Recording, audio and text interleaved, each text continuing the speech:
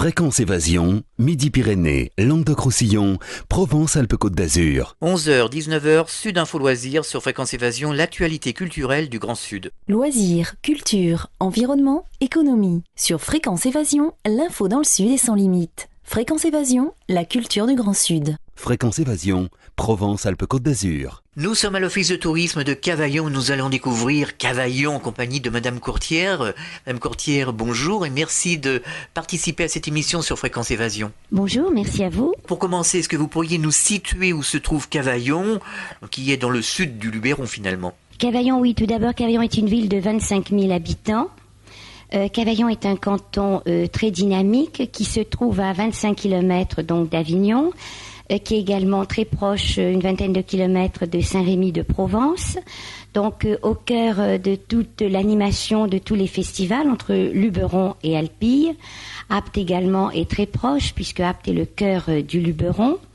Cavaillon est entouré de très jolis petits villages typiques, touristiques, que l'on peut visiter tout au long de l'année, tels les Taillades, Cheval-Blanc, Mérindol, Robion et bien d'autres. Cavaillon a une identité très forte, bien sûr, axée sur le melon, avec son marché d'intérêt national également, très connu.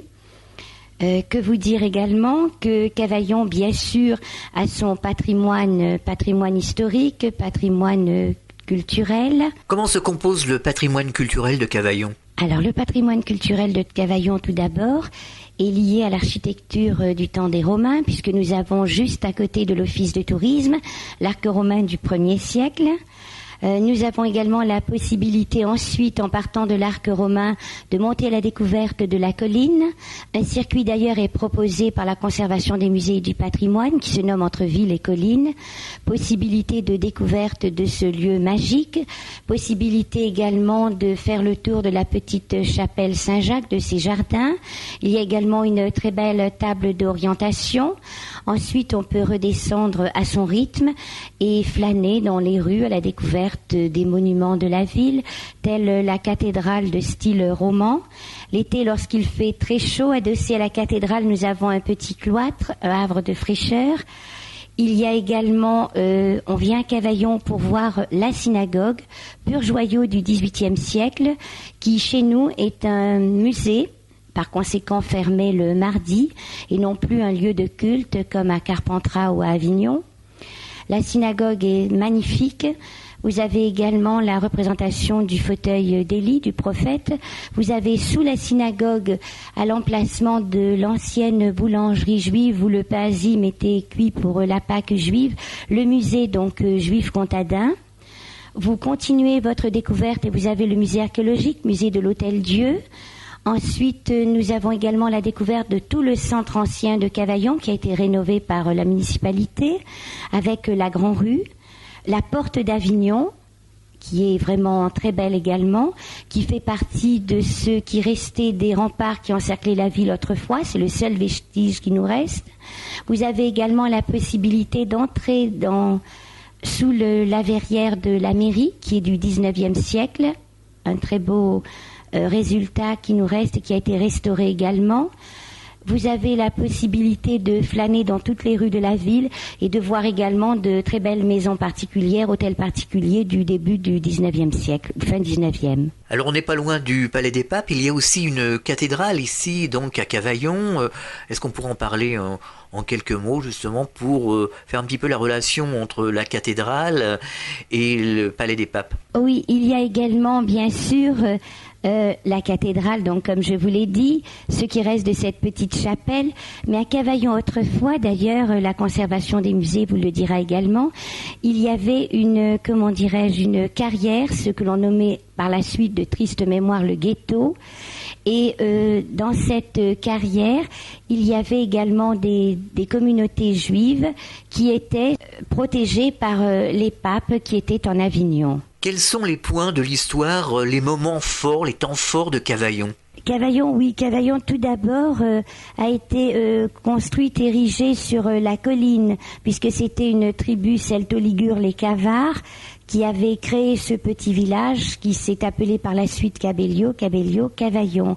Ensuite, les habitants ont déserté la colline et sont venus s'installer dans la plaine, puisque la Durance, le fleuve, était un moyen d'échange avec les autres villes, et que la culture à Cavaillon a toujours eu son importance, puisque je vous parlais précédemment du mine, du marché d'intérêt national. Également, bien sûr, Cavaillon est une plaine agricole et fertile, puisque, par exemple, durant la saison estivale, nous proposons entre autres un circuit qui se nomme le circuit du canal Saint-Julien, le plus vieux canal de Provence d'ailleurs.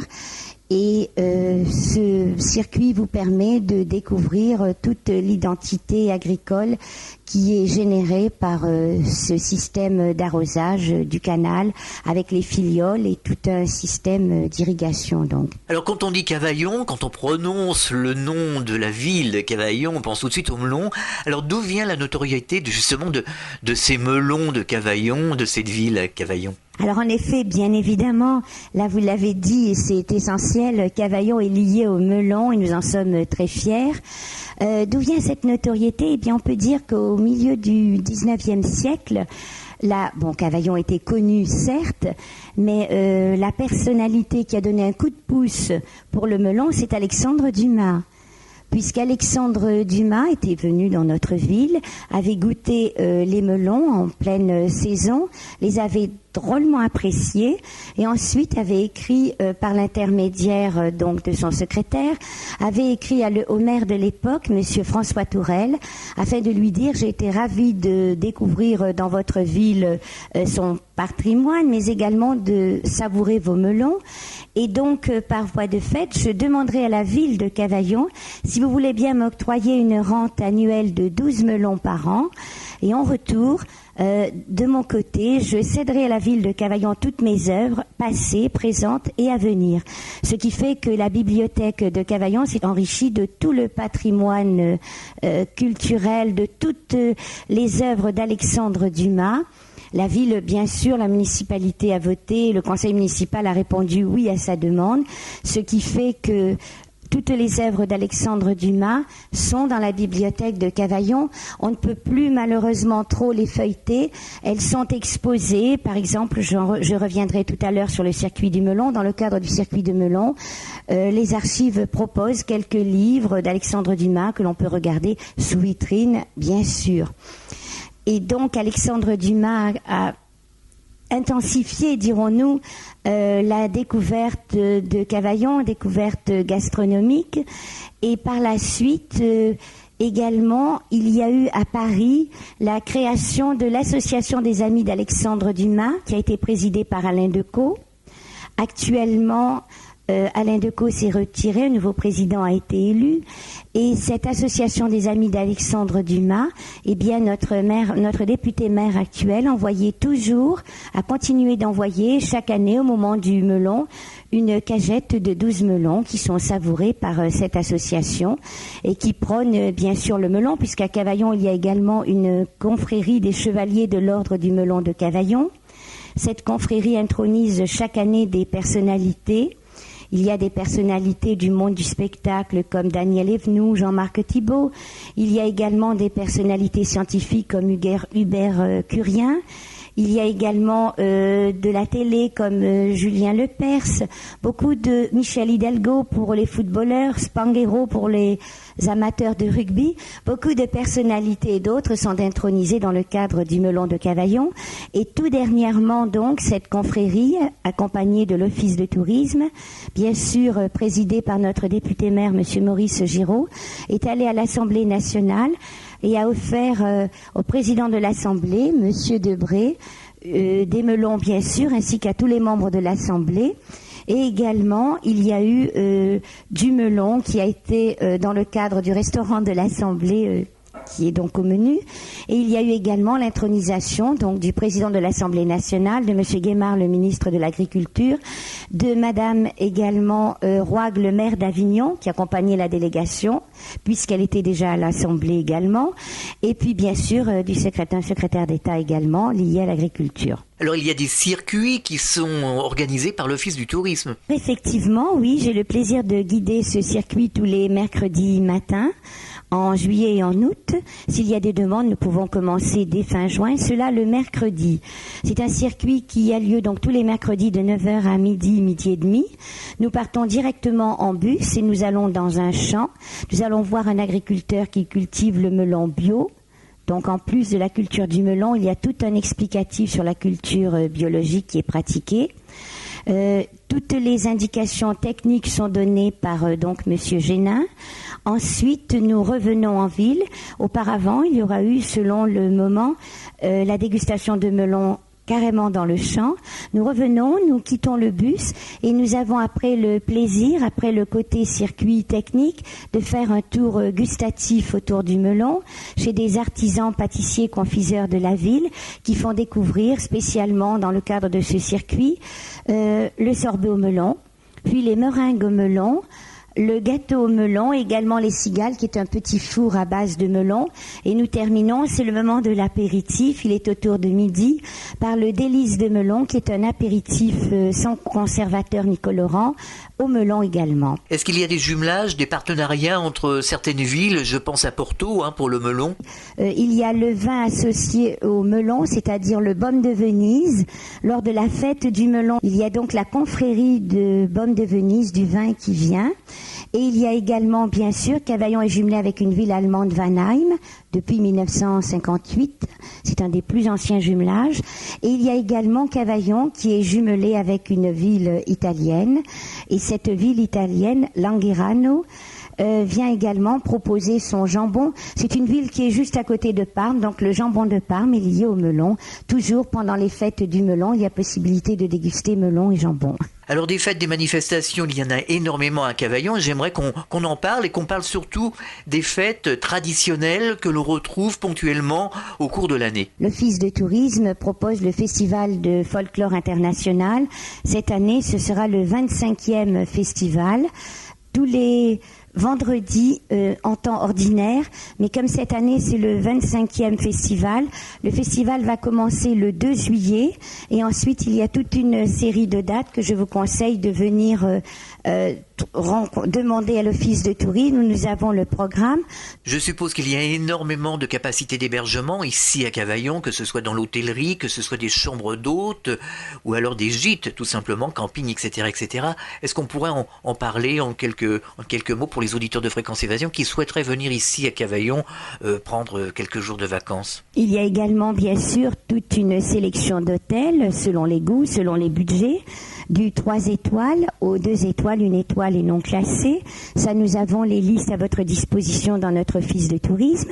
Nous avons également des locations saisonnières meublées, des gîtes et bien sûr des chambres d'hôtes. Nous couvrons non seulement le secteur de Cavaillon, mais également les villages environnants et nous débordons également de l'autre côté de la Durance, vers Durance-Alpille également. Donc nous avons vraiment une sélection complète d'hébergements, sans oublier le camping de Cavaillon également, les campings environnants avec des campings à la ferme aussi qui sont très prisés par les touristes. Nous avons également une ferme auberge à Cavaillon. Et la ferme auberge, c'est également le melonnier qui nous accueille. C'est la ferme auberge de chez Monsieur Génin. Donc, il propose non seulement de faire découvrir le melon, il a sa ferme auberge. Il y a également possibilité d'avoir 2 chambres d'hôtes dans la ferme auberge. Et nous avons également aussi une auberge à la ferme, très demandée par les touristes, avec 5 chambres. Et puis, bien sûr, des animations qui sont proposées le soir dans cette auberge à la ferme.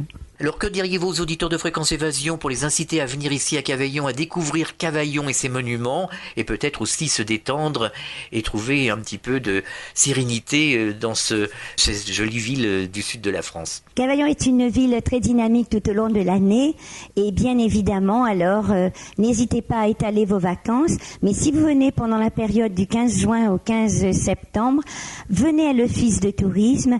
Là, nous faisons bien sûr, grâce à la radio que nous remercions faisons un survol, mais nous avons quantité d'autres possibilités à vous proposer, que ce soit des possibilités de découverte pour vos enfants, des circuits accompagnés, la visite bien sûr de notre patrimoine, des possibilités de visite à pied, des découvertes à vélo, des possibilités vélo, VTT donc, et des possibilités de découverte en car. Nous avons vraiment une grande sélection à vous proposer à l'Office de tourisme pour la découverte de cette belle ville de 25 000 habitants. Dans un décor formidable, rappelons-le, nous sommes au début du Luberon. Oui, à l'entrée du Luberon.